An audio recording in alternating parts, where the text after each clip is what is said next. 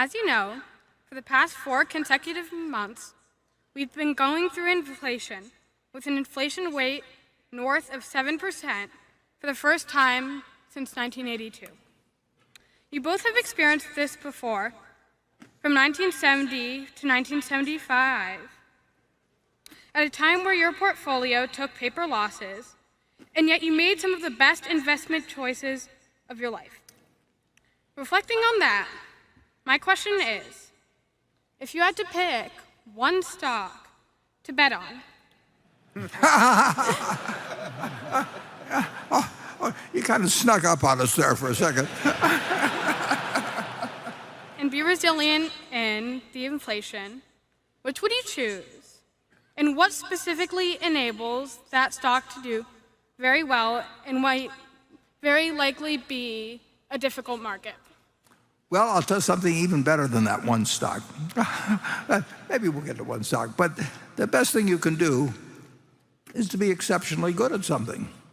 If you're the best doctor in town, if you're the best lawyer in town, if you're the best whatever it may be, no matter whether people are paying you with $1 zillion or paying you, they're going to give you some of what they produce in exchange for what you deliver. And if you've got it, and if you're the one they pick out to do any particular activity, sing or play baseball or be their lawyer, whatever it may be, whatever abilities you have can't be taken away from you. They can't actually be inflated away from you. Somebody else will give you some of the wheat they produce or the cotton or whatever it may be, and they will trade you for the skill you have.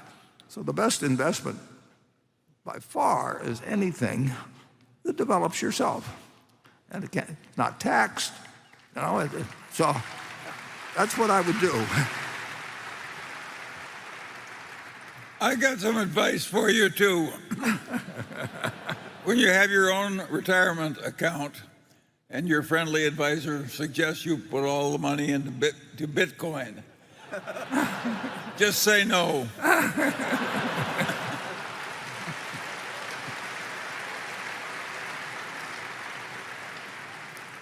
Yeah.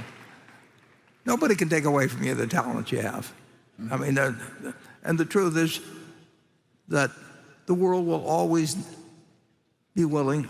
They'll need to do something, and some people will not have skills, and they will get less of the product of the society than somebody who has other skills. And sometimes that has something to do with education, but a good bit of the time it doesn't have anything to do with education. I mean, but to figure out what you'd like to be, and figure out how, and what you'd like to be is what you're going to likely be good at. And the world will always need somebody on that tube to tell us what's going on. So, study Becky Quick or somebody and figure out, what makes her good, and what you sort of naturally bring to the game. I mean, I could have.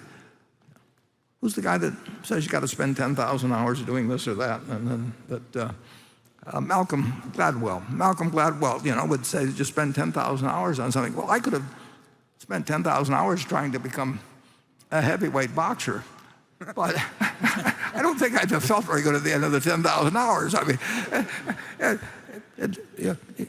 you stumble in to what you really like doing, what you're good at, what is useful to society, and then it doesn't make any difference whether the dollar bill, is now worth, in terms of the purchasing power, a cent or a half a cent or a hundredth of a cent.